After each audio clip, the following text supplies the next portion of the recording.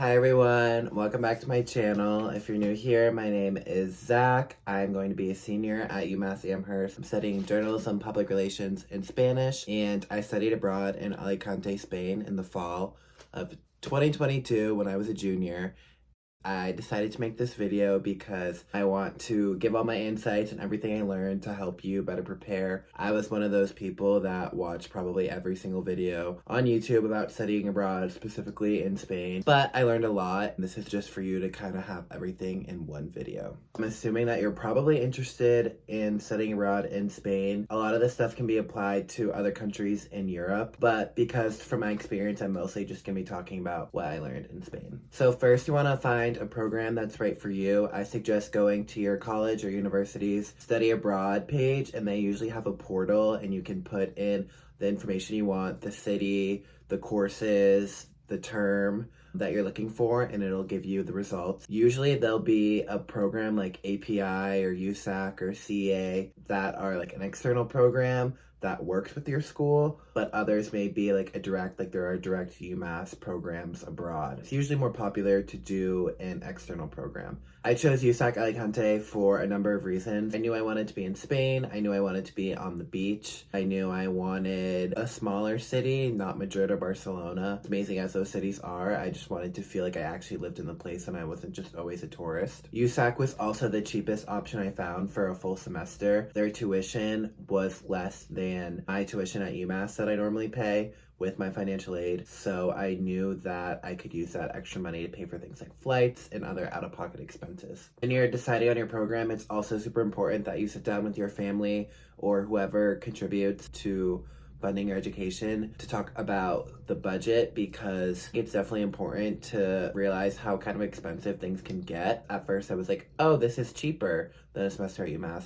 But again, like I said, there's flights, and then usually you don't have a dining plan, so you're paying out of pocket for every meal. You are also traveling a lot, and things just really tend to add up. There's also usually a ton of fees. UMass has a $900 study abroad fee. There's also a fee to get your student visa, which I'll talk about in a little bit. A question I always had before was whether or not financial aid covers your tuition for study abroad. Definitely check with your advisor, but for me and for most people, it does. The only thing that won't is certain scholarships you might have. My normal financial aid and my loans all went towards the study abroad program, so it counts. So in terms of the application process, easier than applying to college normally. Just had to fill out a few open response questions that were like essay kind of format, but they were like 750 words. The main things for applying is that you can show that you can pay for the program, or a parent can pay, and that you have the minimum GPA. It could be a 2.5, it could be a 3.0, a 3.5. Make sure you know what that is before you apply, and that you apply before the deadline. So as soon as you apply, the very first thing you want to do is look into the student visa process. You need this visa because in Europe, specifically the Schengen zone, which includes these countries, you need a student visa to live there for more than 3 months, and usually a semester study abroad program is over 3 months. My program was 3 months and 3 weeks, I think. So you need that visa to be able to travel legally. You'll be getting information from your school and also from your study abroad program, and they'll usually have like a checklist of things you need to get done by when. I applied in the middle of June, I think. I didn't get my visa until the end of August. So how you go about getting this visa is you first need to find your closest Spanish consulate. You can find this information online. I'm in Massachusetts, so my consulate's in Boston, but not every state has one. So I remember I had to email consulate first, let them know that where I was going and for how long, and then they sent me back the application, and then I filled that out and mailed that to them directly.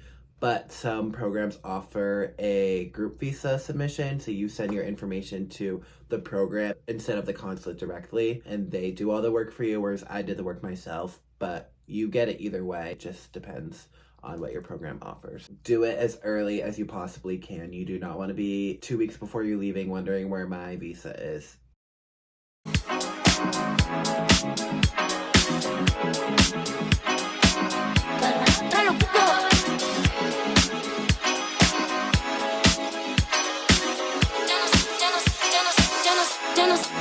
Ya no soy niña, soy tu bizcochito, pero tengo todo lo que tiene delito. Que me pongan en el suelo, me derrito. El mal de ojo que me mando, me lo quito. Ya no soy niña, soy tu bizcochito, pero tengo todo lo que tiene delito. Que me pongan en el suelo,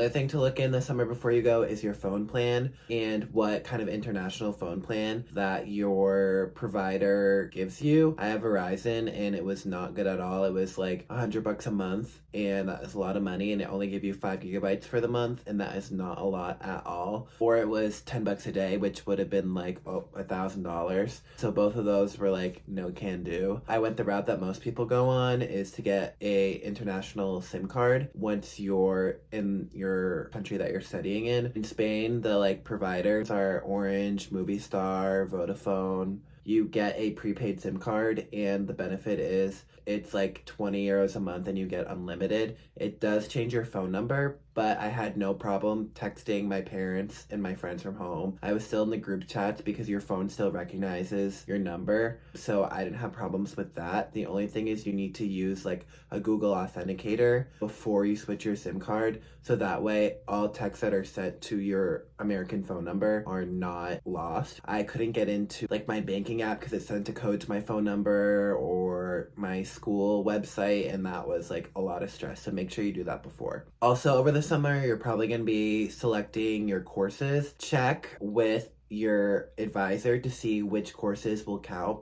Maybe I would say even the semester before, don't wait until the summer, so that way you can get the credits you need. Also, you can have courses count for general education requirements, your gen ed. I had a course count for my history gen ed and a literature gen ed. I went through those processes separately, like to have them count towards my Spanish major and to have them count towards gen ed requirements. It was 2 separate processes. Also, it depends on your program, but maybe over the summer you might be able to pick your roommates or find out more information about housing. My program let us pick our roommates. They guaranteed that everyone was going to get an apartment in the city center, which was nice because Alicante is not that big, so like it meant you could walk everywhere. And also that you'd be having your own room and like a shared bathroom with your roommates. Another way that my program ran housing is we never paid the program directly for housing. We would pay our landlords every month in cash. My rent was 275 euros a month, which is so cheap considering how nice my apartment is and how expensive it is in America. And utilities were about 30 euros a month. So I paid that monthly to our landlord. They would just set up a time for us to meet. We had a group chat with them. My landlord had other USAC apartments in the building, so everyone kind of knew. It was like an old couple. Everyone knew them and they were great. So that was a good experience. The cheap rent was also a benefit of living in a smaller city. I can't speak for what maybe Madrid or Barcelona would look like in terms of how much rent was per month, but I was very content with my price that I paid, and I can only assume that it's more in the bigger cities. My apartment, it was 2 guys, including me, and 2 girls. We all had our own rooms. There was a living room. We had this beautiful, gorgeous balcony, terrace, patio, whatever you want to call it, and we were the only ones that had one that was that nice in our program, so we really lucked out. We had other people from the program over all the time. We were friends with everyone in the building, and it was so much fun. Another thing to note about apartments in Spain is that they're very big on conserving water and electricity. Your landlord or your program is probably going to be very hard on you about like making sure all the lights are shut off and that you don't waste water because it's great for the environment. It's definitely more of a focus than it is in the US. No one in my program had a dryer, so we had to hang our clothes on a clothesline, which is normal there. It was fine like the first 2 months when it was really hot out. Our clothes would dry in like 12 hours, but once it was like November and December, it took like 2 days for our clothes to dry, and that was kind of a pain. In terms of packing, I would definitely say to pack for all seasons, but mostly just basics because you have a limited amount of room, but also if you're going in the fall, you're packing in August for what you need until December, in January into what you need to May if you're going in the spring. I would say just bring all the essentials. Don't bring anything really crazy that you think you might not wear. And you can also buy stuff once you're there, and that stuff will have like a good memory because you got it during your time studying abroad. Athleisure is not common in public at all, so I would say have like nice pants, just like nicer clothes so you don't really stand out in a bad way. Also, no flip-flops. bring sandals for the beach. Another big lifesaver to pack is the fanny pack. You need this because pickpocketing in Spain is a problem, especially in Barcelona, and many people get their phones stolen and their bags stolen. It's not really a violent crime. It's like a very emotionally violent crime because you lose your literal life is in your phone and your passport and everything and your money. They're not like gonna really beat you up. It's like people you don't even realize. Kids sometimes they can just grab it. If you put something down, it can get snatched very easily. They can't just come by and pull it off you because it's like secure on your body and everything's like close to you and you can defend yourself. So definitely get one of these. Like I just got black, so I went with everything, but it's definitely a must get for Spain, and many countries in Europe have the same issue. I'd say don't pack things that are liquids that could be solid. So like don't pack body wash, pack like a bar of soap and buy body wash there unless you have like a very particular thing you need. Like my only particular was my CeraVe like face cleanser because I've just used it for years. I was scared to like mess that up, so I brought that in my checked bag because liquids don't matter as much in your checked bag. It is space, so like shampoo I didn't really care about that much, and conditioner, so I bought that there and threw it away before I left so I didn't have to bring it home either.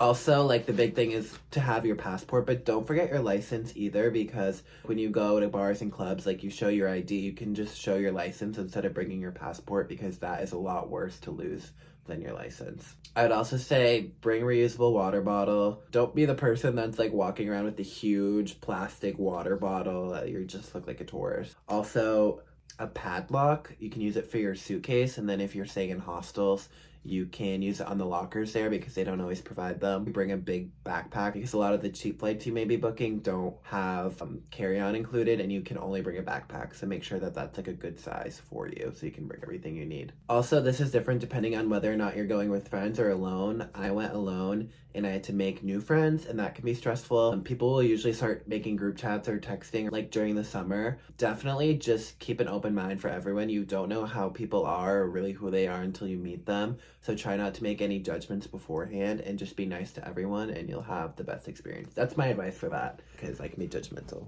So once you're living there, you're gonna be buying groceries, usually a few times a week. That's more of the vibe there, especially when your apartment is on the 5th floor and there's no elevator. You don't wanna be bringing 10 bags of groceries up the stairs. So you usually do like a small trip every few days, and I was honestly shocked with how cheap the groceries were there. Again, used to American prices, I would get groceries and I'd bring them to the counter. This is gonna be like $50 and it would be like 15 euros. And I was like, oh, okay. Definitely that was not as expensive as I thought it was gonna be. I would go out to eat once or twice a week, really. I mostly did a lot of cooking, which was good. And then when you travel, you usually just eat out there. So it's a good way to save money when you're not traveling. The benefits of a smaller city, like I found going out to be a lot cheaper. The most I ever paid for entry into a club was 15 euros and it included a drink.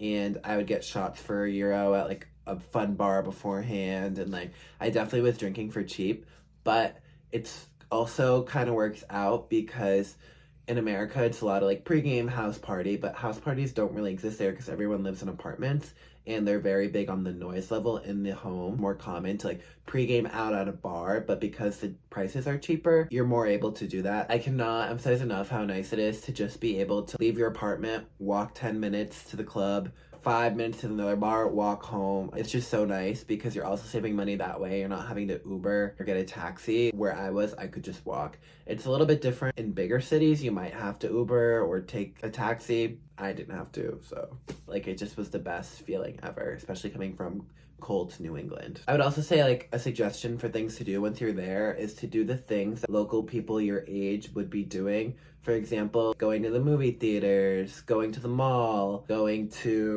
like the local market or something. Not that like that's like the big thing to do for people that are young. Those are stuff you'd be doing if you actually lived there. Going to the movie theaters to see Don't Worry Darling. Like I just went to the movie theaters 2 times over for me to go see Barbie. You feel like you're at home there, and that's a really nice feeling. A big aspect of why people might be scared to study abroad is that they're gonna feel homesick. They've been away from home for that long. I did feel homesick a few times, but at the same time, like I never wanted to leave. So it's like, even though I felt that way, I still felt a little bit of homesickness. So it is very real. If it happens to you, it's a normal experience. Don't let it throw you off. I would say a way to kind of help this before you leave, make a plan with your friends and family. we can call each other at this time on this day every week or something like that, so the time doesn't get away from you. Oh, I don't need to think about home right now. I'm gonna call my parents on this day, or I'm gonna FaceTime my friends on this day. So a big part of why people study abroad and specifically go to Europe is so they can go to a bunch of different European countries very easily. And I will say it's easier. And it's also cheaper, but I think it's misleading, and it was misleading to me how cheap it was going to be, because in my head I'm like, oh, that's just a 30 euro train ticket, or that's just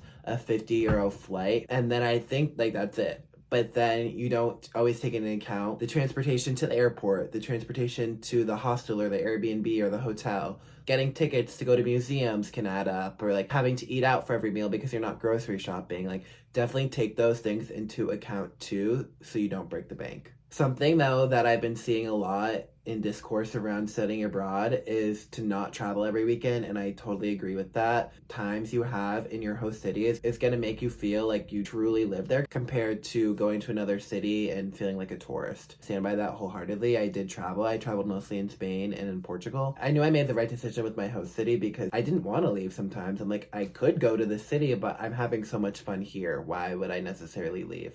I would also say consider going to places that maybe you didn't know before until you got to your city, but are easy to get to because they're close by, because those are the places that like you have a lot lower of a chance of going to again in the future. You have a high chance of, after studying abroad, going to Paris or going to Italy or going to London, because those are places that everybody wants to go to, especially from America. Those smaller cities that are nearby, like, definitely give those places a chance too. Also, I think it's telling how this is the last part of the video, because it kind of goes to show how little people actually think about their courses when it comes to studying abroad, because there's so many other things to consider. I was in 4 courses, and I also did a Madrid field study where I went to Madrid for 4 days before with like people from my program, before the program actually started in Alicante. We went to a bunch of museums and did day trips to Segovia and Toledo, and we had to write a paper and like take a test on what we learned. The classes that I took were Spanish history, Spanish culture, Spanish literature, and Spanish short stories, and they all counted for something. As I said earlier, it's either towards gen ed or my major. All my classes were with people from USAC, so it was all the other like American students. Like, some other people in the program had classes with Spanish people or people that were studying abroad but not from America, which was kind of interesting. But all my classes were fully in Spanish. That was a really good experience because I'm used to only having like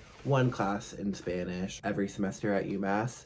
Learned a lot and spoke a lot more, and they were not nearly as hard as my classes at home. I definitely challenged myself. Just like speaking was a challenge. In terms of like homework and assignments, it was not bad at all. Also, the professors were literally so sweet. They would tell us places to go to on the weekends. They really wanted us to have the best time possible. Like a Spanish history class, I didn't think I'd be that interested in it, but it was one of my favorite ones just because the professor made it so interesting. So I don't think just because you're going to school in another country that like your classes aren't going to be as engaging or as enriching. The best part was like they would relate things that we learned back to the city of Alicante. It really made you feel like you had a better understanding of where you were living. So if you follow me on Instagram, which you should, I recently posted a Q&A for this video if people had any questions about studying abroad. Now, I answered a lot of them throughout my video, but that's okay.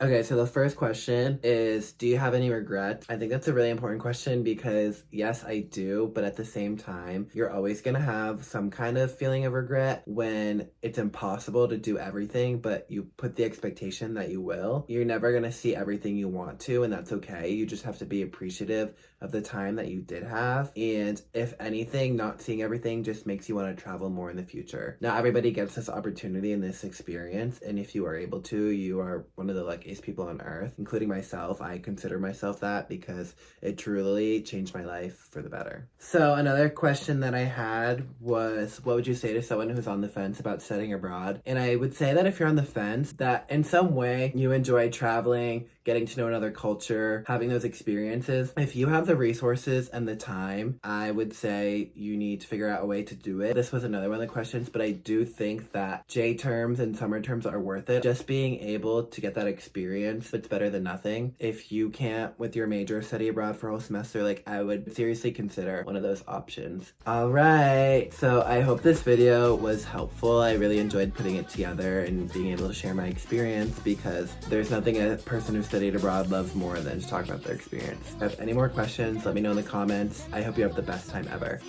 Para decirlo hace falta mucha clase. No va a ser mi carrera en tener hits. Tengo hits porque ya senté las bases. Ya no tengo nada más que decir. Para decirlo hace falta mucha clase. Y tú que te dura te marea.